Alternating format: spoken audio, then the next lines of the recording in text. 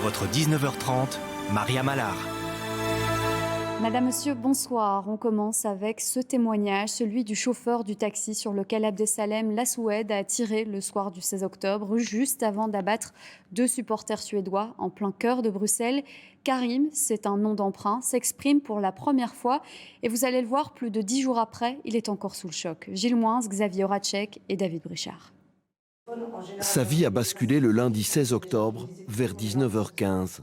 À bord de son taxi, Karim vient de prendre en charge 3 Suédois au boulevard Anspach à Bruxelles, direction le stade Roi-Baudouin. Alors qu'il discute avec ses supporters de football, il entend des bruits très inquiétants. À un certain moment, j'entends des bruits, mes vitres qui sont brisées à droite. Je m'arrête au feu rouge. Et au moment où je fais les 4 feux de ma voiture pour regarder ce qui se passe, quand je regarde et le rétroviseur de ma voiture, je vois il y a quelqu'un qui est armé. À ce moment-là, je vois le monsieur, il tire, mais là, j'ai pris la fuite.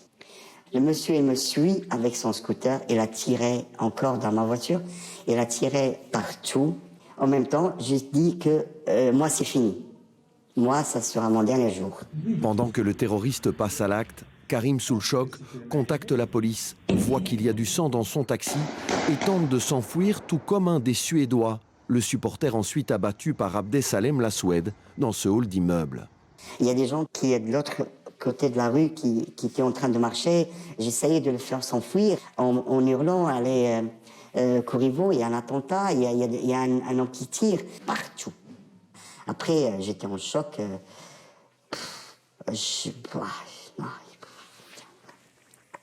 Son véhicule, le voici criblé de balles. Aujourd'hui, il voudrait comprendre comment Abdesalem Lasoued a choisi sa cible. Comment il sait que dans ma voiture, il y a des Suédois? Ça, j'arrive pas encore à... Peut-être qu'il me suit, peut-être qu'il a vu que quand je l'ai pris, je sais pas. C'est seulement lui qui le sait. Karim n'est pas prêt de remonter dans un taxi. Ce qu'il a vécu ce jour-là ne le quitte plus. Les tirs qui restent dans ma tête chaque fois que j'essaye de fermer mes yeux, c'est ça qui reste dans... C'est ça ce que je... Et je vois l'image de la victime qui était derrière, qui était dans mes chaises, dans ma voiture qui était tombée. Je vois le sang.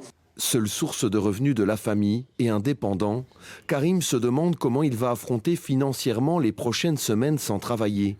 Une cagnotte est ouverte pour aider ce taximan, son épouse et leurs 3 enfants.